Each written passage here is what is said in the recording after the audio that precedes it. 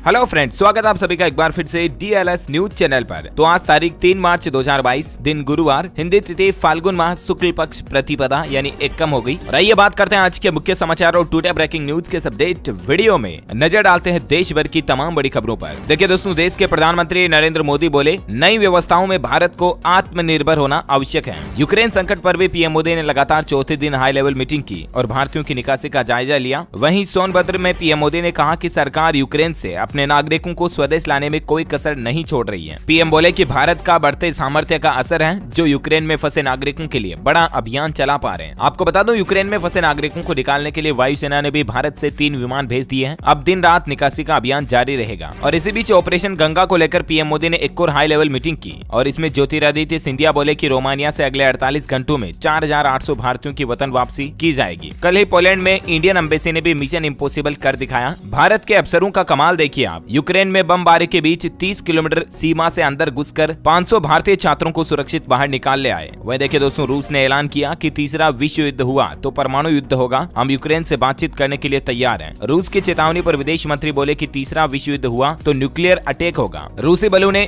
Ukraine के असैन्य इलाकों में हमले और भी ज्यादा तेज कर दिए। तो इस पर यूक्रेन के राष्ट्रपति जेलेंस्की बोले कि कोई इसे नहीं भूलेगा और कोई इसे माफ भी नहीं करेगा। पुतिन ने परमाणु हमले की धमकी भी दे डाली है। इधर आकाश में अमेरिकी महाविनाश का विमान भी मंडराया। वहीं देखिए दोस्तों, भारतीय स्टूडेंट्स तो तिरंगे के सहारे बचकर बाहर निकल ही रहे हैं, लेकिन देखिए अब पाकिस्तान के और दूसरे देशों के स्टूडेंट्स भी भारतीय तिरंगे का सहारा ले रहे हैं। पाकिस्तान और तुर्की के स्टूडेंट्स ने भी तिरंगे झंडे का साथ लिया। यूक्रेन से बचकर निकलने के लिए उन्होंने उनकी गाड़ियों पर पेंट और पर्दे से तिरंगे झंडे बनाकर बसों पर लगाए ताकि रूसी सेना उन पर हमला ना करे। मतलब देखिए आपने हिंदुस्तान के झंडे की ताकत। हमारे भारत देश के लोग तो इसका इस्तेमाल कर ही रहे हैं, लेकिन दूसरे देशों के स्टूडेंट्स और वहाँ के नागरिक भी तिरंगे के सहारे यूक्रेन से बाहर निकल रहे हैं, जिसमें पाकिस्तान और तुर्की के नागरिक भी शामिल हैं। यूक्रेन में भारतीय दूतावास ने कल एक एडवाइजरी भी जारी की थी। रूस ने खार्किव से निकलने के लिए भारतीयों को 6 घंटे का समय दिया था, वो भी पूरा हो चुका। और जानकारी के लिए बता दूं दोस्तों, अब तक यूक्रेन से 12,000 से भी ज्यादा स्टूडेंट्स को सुरक्षित निकाल लिया गया है। 3 दिनों में और 26 उड़ानें भेजी जाएगी। कुल आंकड़ा तो 17,000 से भी ज्यादा हो चुका है। भारतीयों ने यूक्रेन को छोड़ दिया। अगले 24 घंटों में 15 फ्लाइट के जरिए युद्ध स्तर पर निकासी का अभियान चालू रहेगा। पिछले 7 दिनों के दौरान ही 12,000 से ज्यादा भारतीयों को एयरलिफ्ट किया। 8,000 छात्रों को भी अब रेस्क्यू किया जा रहा। वहीं एक बड़ी दुख की बात है, यूक्रेन में एक और भारतीय छात्र की भी मौत हो गई। पंजाब के रहने वाले हैं ये, चंदन जिंदल इनका नाम है। हालांकि इनकी मौत की वजह ब्रेन हेमरेज रही। ब्रेन हेमरेज की वजह से इनकी जान गई, ना कि किसी युद्ध या गोलाबारी की वजह से। 4 फरवरी से ही ये कोमा में थे। इनके देखभाल करने के लिए पिता और ताऊ भी वहां पहुंचे थे, जो युद्ध के कारण अभी परेशान है। वहीं यूक्रेन में कर्नाटक का भी एक और छात्र घायल हो गया। कर्नाटक के मुख्यमंत्री बम्बई ने कहा कि मृतक छात्र के साथ वहां मौजूद थे कर्नाटक के 2 और छात्र। यूक्रेन के खार्किव में जो छात्र मारा गया था कल ही, हमारा हिंदुस्तानी, उसमें उस छात्र के भाई ने अपील की है कि मेरे भाई के सबसे ज्यादा वहां फंसे छात्रों को वापस निकालो जल्दी, ये जरूरी है। अच्छा, वहीं खबर आ रही दोस्तों की रूस यूक्रेन जंग के चलते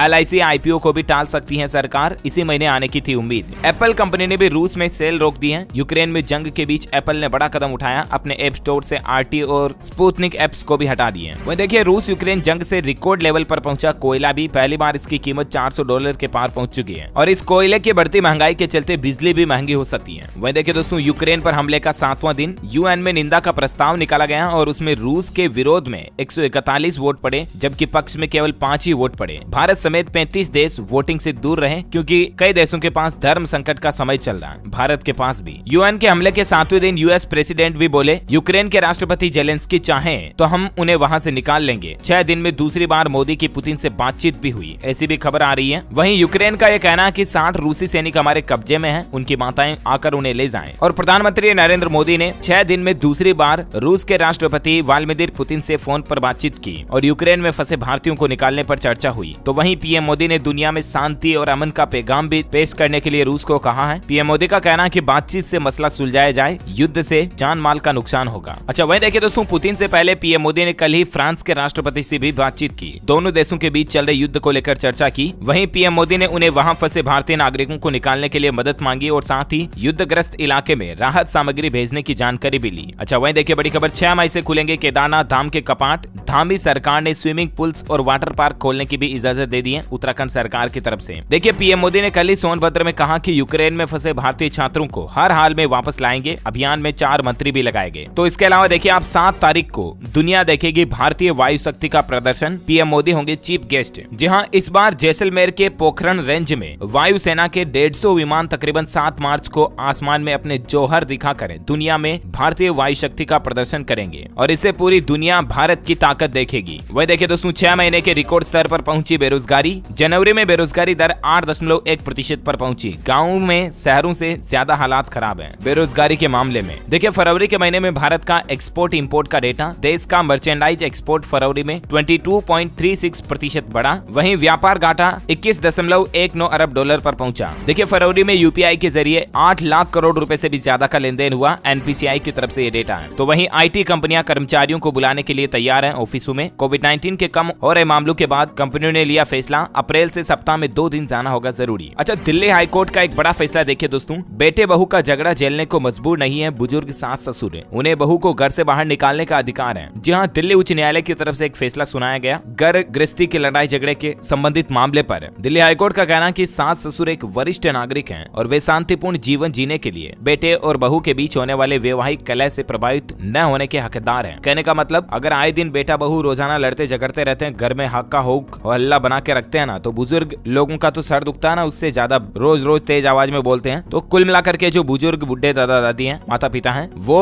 अपने बेटे बहू को घर से बाहर निकालने का अधिकार रखते हैं ऐसे मामले पर, है ना। वहीं देखिए दोस्तों, अच्छी खबर है, भारतीय रिटेल निवेशक अब नेशनल स्टॉक एक्सचेंज के इस प्लेटफॉर्म से भी खरीद बेच सकेंगे अमेरिकी शेयर। यानी कि अब विदेश की कंपनियों के शेयर भी आप एनएससी के पोर्टल के जरिए ट्रेडिंग कर पाएंगे। अच्छा, बिहार विधानसभा परिषद की 64 सीटों के लिए अप्रैल में होंगे चुनाव। चुनाव आयोग ने तारीखों का ऐलान कर दिया। 4 अप्रैल को मतदान होगा और 7 अप्रैल को इसके नतीजे आएंगे। बिहार में एमएलसी चुनाव की तारीखों की घोषणा हो चुकी है। वह देखिए उत्तर प्रदेश में 6ठे चरण का मतदान आज होगा। 57 विधानसभा सीटों पर होगी वोटिंग। अच्छा, वहीं देखिए बड़ी खबर, रूस चीन ने मजबूत किए आर्थिक संबंध। यूक्रेन पर हमले के 6ठे दिन पहले 10 करोड़ टन कोयले की डील की। चीन की सबसे ज्यादा तेल खरीदारी भी रूस से ही होती है। वह देखिए सोशल मीडिया कंपनियों ने भी एक्शन लिया। आपत्तिजनक कंटेंट की वजह से फेसबुक ने 1 करोड़ 16 लाख से भी ज्यादा कंटेंट हटाए, तो वहीं व्हाट्सएप ने 18 लाख से भी ज्यादा अकाउंट बैन किए। देखिए बिहार सरकार की नई पहल, ड्रोन और हेलीकॉप्टर के बाद अब प्लेन से शराब तस्करों को ढूंढेगी बिहार सरकार। बिहार के मुख्यमंत्री नीतीश कुमार सरकार की तरफ से यह बड़ा ऐलान किया गया। राजधानी दिल्ली में 10 दिन तक सीएनजी क्राइसिस रह सकता है, सीएनजी का संकट रह सकता है और इसके कारण लाखों वाहन चालकों पर असर पड़ेगा। दरअसल आईजीएल को सीएनजी पंप संचालकों ने चेतावनी दी कि अगर उनकी मांगे नहीं मानी गई तो वो 10 दिन बाद सीएनजी गैस बेचना बंद कर देंगे और अगर ऐसा हुआ तो दिल्ली में सीएनजी का संकट पैदा हो जाएगा और इसका असर लाखों वाहन, ऑटो रिक्शा वगैरह पर पड़ेगा। संचालकों की मांग सीएनजी की बिक्री पर कमीशन बढ़ाने और पंपों पर लगे आईजीएल के उपकरणों को चलाने में हो रही बिजली खर्च के भरपाई की है। अच्छा, वहीं देखिए रूस में अब नहीं होगी अमेरिकी कंपनियां। यूक्रेन में जंग के कारण व्यापारिक रिश्ते रूस और अमेरिका के बीच खत्म हो चुके हैं। इंडियन रेलवे से सफर करने वाले यात्रियों के लिए अच्छी खबर है। 2 साल बाद रेलवे की तरफ से व्यवस्थाओं में बदलाव किया जा रहा। भारत सरकार के रेल मंत्रालय ने रेलगाड़ियों में साधारण टिकट प्रारंभ करने के लिए संबंधित रेलवे को दिशा निर्देश दिए हैं, जिनकी डिटेल्स भी आप देख सकते हैं। और रेल यात्रियों के लिए एक अच्छी खबर ये भी है दोस्तों की ट्रेन से यात्रा करने वाले अब पेटीएम के जरिए और भी आसान और नए तरीके से टिकट बुक कर पाएंगे। दरअसल आईआरसीटीसी ने रेलवे स्टेशनों पर नई सर्विस शुरू की है। क्यूआर कोड स्कैन करके अब आप रेलवे से टिकट खरीद सकेंगे। यानी कि पेमेंट करने के लिए आप क्यूआर कोड स्कैन करके पेटीएम वगैरह या किसी भी यूपीआई पेमेंट ऐप के जरिए रेलवे टिकट खरीद पाएंगे। रेलवे का कहना है कि जितनी भी एटीवीएम मशीनें हैं, ऑटोमेटिक टिकट वेंडिंग मशीनें जो रेलवे स्टेशनों पर लगी है, उनके पास अब क्यूआर कोड स्कैनर लगाए जाएंगे, जिनके जरिए आप यूपीआई के जरिए पेमेंट करके तुरंत टिकट खरीद सकेंगे, है ना। तो रेल यात्रियों के लिए ये नई सुविधा शुरू की गई है। और चलिए अगली बड़ी खबर देखिए दोस्तों, केनरा बैंक ने एफडी की ब्याज दरों में बदलाव किया है। और देखिए आप, केनरा बैंक ने 0.25% बढ़ोतरी की है एफडी की रेट्स में और उसके बाद अभी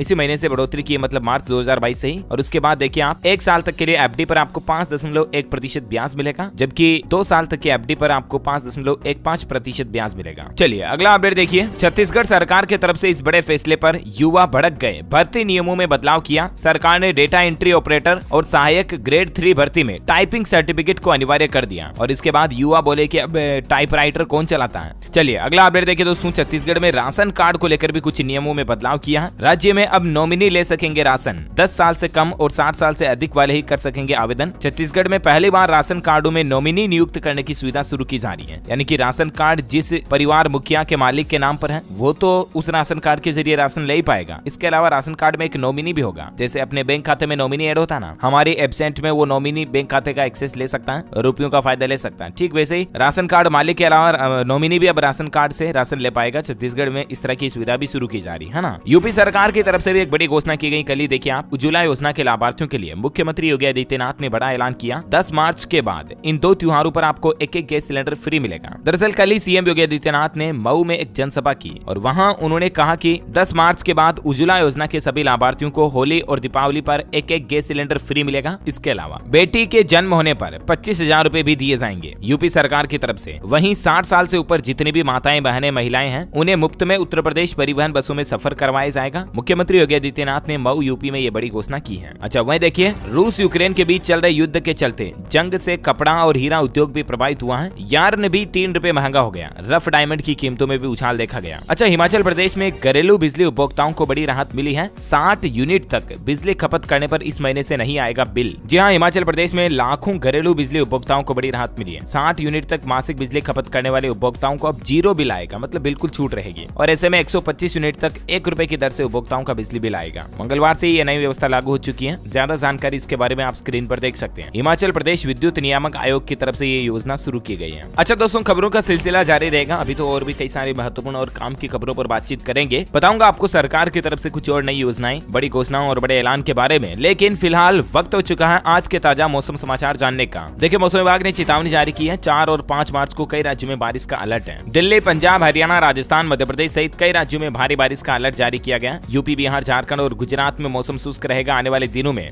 लेकिन दिल्ली में 2 दिन बारिश का पूर्वानुमान है। 25 से 35 किलोमीटर की रफ्तार से हवाएं चलेगी। तो वहीं देखिए, पंजाब में भी 5 मार्च तक मौसमी हलचल देखने को मिलेगी। बारिश के आसार भी हैं, क्योंकि एक साथ 2 पश्चिमी विक्षोभ सक्रिय हुए हैं। तो वहीं राजस्थान राज्य में भी आंधी, बारिश और ओले गिरने का अलर्ट भी जारी किया है। बीकानेर, जैसलमेर समेत 7 जिलों में 40 किलोमीटर प्रति घंटा की स्पीड से हवाएं चलेगी। पूरे राज्य में इसका असर देखने को मिलेगा। और अभी भी देश के कई हिस्सों में आज और कल से ही तेज बारिश शुरू हो जाएगी। IMD ने ये अलर्ट जारी किया है। और इसी बीच देखिए आप संपूर्ण भारत का आज 3 मार्च 2022 का मौसम पूर्वानुमान आखिर क्या कहता है। तो आपको बता दूं, अगले 24 घंटों के दौरान गिलगित बाल्टिस्तान, मुजफ्फराबाद, लद्दाख, जम्मू कश्मीर, हिमाचल प्रदेश के कुछ इलाकों में बारिश, हिमपात देखने को मिल सकता है। पंजाब, हरियाणा, दिल्ली, पश्चिम उत्तर प्रदेश और उत्तर पश्चिमी राजस्थान के कुछ इलाकों में भी हल्की बारिश हो सकती है। सिक्किम, असम, अरुणाचल प्रदेश और इसके अलावा अंडमान निकोबार में भी बारिश जारी रहेगी। 3 मार्च को तमिलनाडु, आंध्र प्रदेश, रायलसीमा में बारिश हो सकती है। 4 से 6 मार्च के बीच केरल, दक्षिण कर्नाटक और रायलसीमा में बारिश की संभावना है। अच्छा, भारत के अलावा दुनिया के मौसम के हालात देखिए आप दोस्तों। ऑस्ट्रेलिया में बाढ़ चल रही है। अभी 13 लोगों की मौत हो गई, लाखों लोग प्रभावित हुए, 10,000 से ज्यादा को रेस्क्यू भी किया गया। ये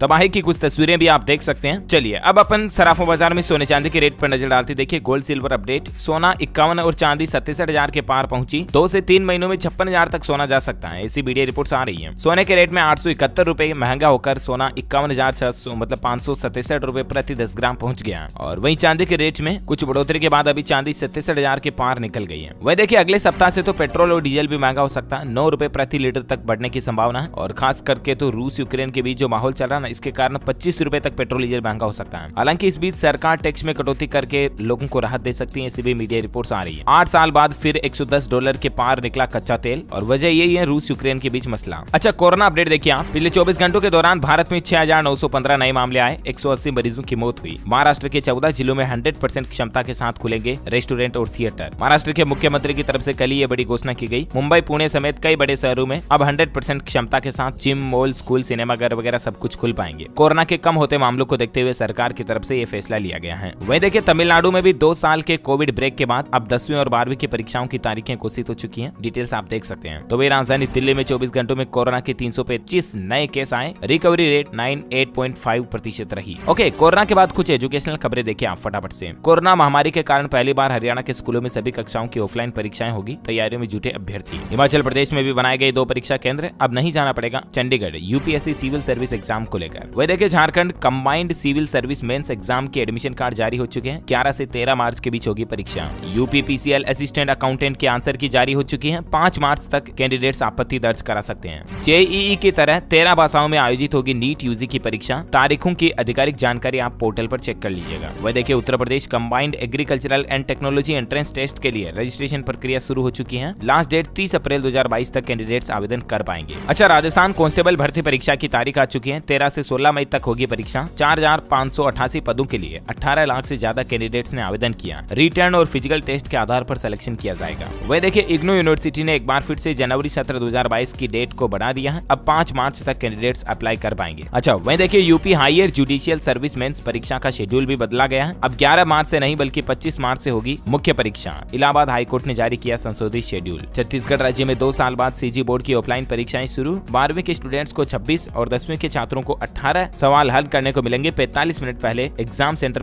पहुंचना जरूरी होगा। ओके, एजुकेशनल खबरों के बाद फटाफट से देश से जुड़ी कुछ और महत्वपूर्ण हेडलाइंस न्यूज सुर्खियां देख लेते हैं। देखिए 25 मार्च तक प्रभावित रहेगी दिल्ली मेट्रो की ग्रीन लाइन सेवा। इसको लेकर नया शेड्यूल जारी किया गया और क्यों प्रभावित रहेगी इसकी डिटेल्स भी जानकारी भी आप स्क्रीन पर देख सकते हैं। वह देखिए व्हाट्सएप के जरिए भी किसी कंपनी के आईपीओ में निवेश कर पाएंगे यूपीआई आईडी के जरिए। दरअसल भारत के investment service company Geojit finance ने ये फैसिलिटी दी है। आप इसके आईपीओ में व्हाट्सएप के जरिए भी इन्वेस्टमेंट कर पाओगे। इंस्टाग्राम में भी अब आपको एक नया फीचर मिलेगा, ऑटोमेटिक होगा आपका ये काम। एक तो इंस्टाग्राम कंपनी का कहना है कि ये फीचर 17 भाषाओं में उपलब्ध होगा और फीचर ये है कि प्लेटफॉर्म पर वीडियो के लिए ऑटो जनरेटेड कैप्शन ला रहा। अब तक इंस्टाग्राम पर वीडियो में कैप्शन आपको मैनुअल डालना पड़ता था, लेकिन अब आप ऑडियो के जरिए ऑटोमेटिक कैप्शन डाल पाएंगे इंस्टा वीडियो में। अच्छा वहीं देखिए घर खरीदारों के हक में एक बड़ा फैसला, अब बिल्डर की जगह RWA से ही मिल जाएगी NOC। होम बायर्स को ट्रांसफर चार्ज में बड़ी राहत दी गई है। घर खरीदारों को दोहरा ट्रांसफर चार्ज नहीं चुकाना होगा। इस फैसले से रीसेल प्रॉपर्टी बाजार में प्रॉपर्टी की बिक्री बढ़ेगी और रेडी टू मूव प्रॉपर्टी की कीमत कम करने में भी मदद मिलेगी। तकरीबन देश के लाखों घर खरीदारों के लिए अच्छी खबर है। आने वाले दिनों में उनको प्रॉपर्टी खरीदारी सेकेंडरी मार्केट रीसेल से करने पर दोहरा ट्रांसफर चार्ज नहीं देना पड़ेगा। दरअसल नोएडा अथॉरिटी ने एक ग्रुप हाउसिंग मामले में ये स्पष्ट किया है और इसके बारे में ज्यादा जानकारी भी आप देख सकते हैं। वही देखिए यूक्रेन के बाद रूस अब इस देश पर भी हमला करने की तैयारी कर रहा है। बेलारूस के तानाशाह ने टीवी पर पुतिन के प्लान का खुलासा किया और खबर आ रही दोस्तों की रूस यूक्रेन के बाद अब मालदोवा पर भी हमला कर सकता है। अगला देश मालदोवा है। अच्छा वही देखिए चंडीगढ़ के स्कूलों में पढ़ाना होगा महंगा। यूटी प्रशासन ने वापस लिए फीस न बढ़ाने के 2020 के आदेश। 8% से ज्यादा जेब ढीली होगी और अब स्कूल बसों की फीस महंगी हो जाएगी चंडीगढ़ में। साथ ही देखिए IPL 2022 क्रिकेट फैंस के लिए बड़ी खुशखबरी आई है। महाराष्ट्र सरकार ने फैंस को स्टेडियम में एंट्री देने का फैसला किया। दरअसल महाराष्ट्र गवर्नमेंट का कहना है कि 15 अप्रैल तक होने वाले मुकाबलों में 25% दर्शकों को एंट्री मिलेगी। महाराष्ट्र सरकार और BCCI की मीटिंग हुई, उसमें यह फैसला लिया गया। पंजाब राज्य में एक नया आदेश देखिए, 9वीं और 11वीं के विद्यार्थियों को इस साल नहीं पढ़ाया जाएगा हेल्थ केयर ट्रेड कोर्स। नई एडमिशन भी बंद होगी। वोकेशनल स्ट्रीम में पढ़ाए जाने वाले एक कोर्स में बच्चों को अब दाखिला नहीं मिलेगा। वहीं देखिए पंजाब में BBMB के इस नियम में बदलाव से किसान फिर से आंदोलन की चेतावनी दी है। 7 मार्च को किसान भाई लोग वापस विरोध प्रदर्शन करेंगे। दरअसल नए नियमों का विरोध इंजीनियरों और किसानों के साथ साथ पंजाब के राजनीतिक दलों की ओर से हुआ है, जहां पर कांग्रेस, आम आदमी पार्टी और सीयर ने इसे देश के संघीय ढांचे पर हमला करार दिया है। किसान संगठनों ने चेतावनी दी है कि अगर नए नियम वापस नहीं लिए गए तो विरोध करेंगे। अब नियम क्या है और सरकार की प्लानिंग क्या है, इसकी जानकारी आप स्क्रीन पर देख सकते हैं। वह देखिए यूक्रेन से भारतीयों की निकासी के लिए PM मोदी ने पोलैंड के प्रति आभार जताया। राष्ट्रपति डुडार्ट से बातचीत में उन्होंने 21 साल पुरानी बात को याद किया और पोलैंड के प्रेसिडेंट का धन्यवाद अदा किया प्रधानमंत्री मोदी ने। वह देखिए सरकार ने यूक्रेन में फंसे भारतीय लोगों के परिवारों की मदद के लिए 2 हेल्पलाइन नंबर भी जारी किए हैं, जिनकी डिटेल्स भी आप देख सकते हैं। ऐसे भी मीडिया रिपोर्ट्स आ रही दोस्तों की इंडस वाटर ट्रीटी को लेकर भारत और पाकिस्तान के अधिकारियों के बीच बातचीत हो सकती है और कई सारे महत्वपूर्ण मुद्दों पर चर्चा होने की संभावना। अच्छा वहीं यूक्रेन से वापस आने वाले छात्रों को घर तक पहुंचाने का इंतजाम करेगी मध्य प्रदेश के मुख्यमंत्री शिवराज सरकार। CM ने गृह विभाग को दिए निर्देश कि जो यूक्रेन से भारत आएंगे ना छात्र, वो कहीं पर भी दिल्ली मुंबई एयरपोर्ट पर उतरेंगे तो वहां से उनको मध्य प्रदेश सुरक्षित पहुंचाया जाएगा। वह देखिए रेलवे की तरफ से एक नया नियम, ट्रेन में अब ऊंची आवाज में हंसना गाना सुनना आपके लिए हानिकारक हो सकता है। रेलवे ने हाल ही में नई गाइडलाइन जारी की है। होली वगैरह पर खास करके अगर आप भी छुट्टियों में घर जाने का प्लान बना रहे तो ध्यान रखें, खासकर रात के समय में आप रेल में सफर करने दौरान तेज आवाज में मोबाइल फोन में गाने ना बजाएं और तेज आवाज में बोले भी नहीं, क्योंकि यात्रियों की नींद खराब होती है और इससे आए दिन रेलवे में इस तरह की शिकायतें मिलती रहती हैं। तो उसके बाद आप पर रेल विभाग की तरफ से सख्त कार्यवाही भी की जा सकती है। So please be alert, careful. अच्छा नौकरी करने वालों के लिए एक अच्छी खबर आ रही है। इस साल जमकर बढ़ेगा कर्मचारियों का वेतन। हालिया एक सर्वे में खुलासा हुआ दोस्तों की प्राइवेट सेक्टर में भी भारतीय कंपनियों में काम करने वाले कर्मचारियों की सैलरी 2022 में औसतन 9.1% बढ़ने की उम्मीद है, जो कि साल 2019 की कोरोना महामारी की तुलना में अच्छी बढ़ोतरी रहेगी। वह देखिए यूक्रेनी ब्यूटी ने खेल मैदान पर रूस को किया पस्त। नंबर 1 टेनिस खिलाड़ी अलीना ने अनास्तासिया को हराया और कहा कि देश के लिए मिशन पर थी। और ये यूक्रेन की ब्यूटी क्वीन खिलाड़ी जो कि टेनिस में रूस को हराया हाल ही में। और सबसे अच्छी बात तो ये कि इन्होंने अपनी सारी पुरस्कार राशि को यूक्रेन की सेना को दान दे दी। वाकई में इनके दिल को सैल्यूट। अच्छा रेलवे की तरफ से देखिए एक अपडेट, प्राइवेट सेक्टर के रिसर्चर्स को बढ़ावा देगी सरकार। रेलवे में अगले 7 से 8 दिनों में इसको लेकर एक नई पॉलिसी भी आ सकती है। रेल मंत्री अश्विनी वैष्णव ने कल ही कहा कि प्राइवेट सेक्टर के रिसर्च एंड डेवलपमेंट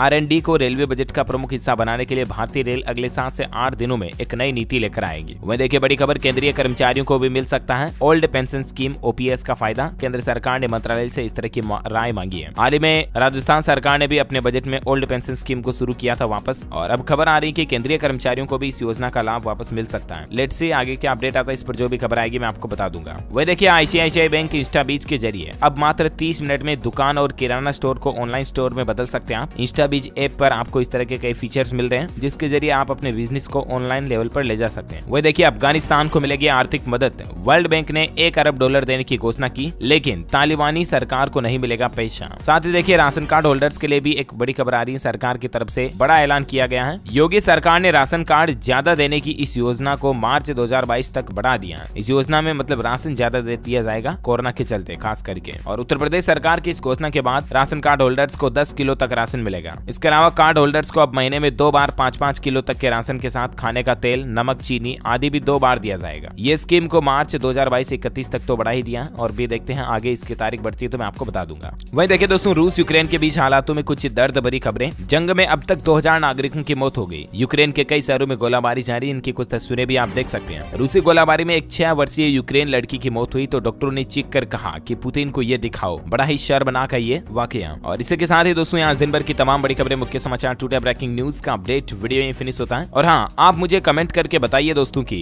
हमारे सौर मंडल का सबसे बड़ा ग्रह कौन सा है? Which is the largest planet in our solar system? Let me know in the comment box. जो लोग इस सवाल का सही जवाब इस वीडियो के नीचे कमेंट में देंगे ना, वो रैंडमली सेलेक्ट होने पर आप हमारी DLS न्यूज टीम की तरफ से जीत सकते हैं एक शानदार सरप्राइज गिफ्ट, जिसमें आपको mobile, computer, laptop, tablet, PC, gadgets वगैरह कुछ भी जीतने का मौका मिलेगा। इसी के साथ ही अगर आपको वीडियो अच्छा लगा तो इसे लाइक करना, शेयर भी करना अपने दोस्तों के साथ फेसबुक और व्हाट्सएप पर। और हाँ, आप हमारे चैनल DLS न्यूज को नीचे लाल बटन दबाकर सब्सक्राइब करके बेल आइकन भी जरूर दबा देना ताकि आपको रोजाना के ताजा अपडेट्स और काम की खबरें तुरंत आपके मोबाइल पर मिलती रहेगी। Thank you, take care, good bye, जय हिंद, जय भारत, वंदे मातरम।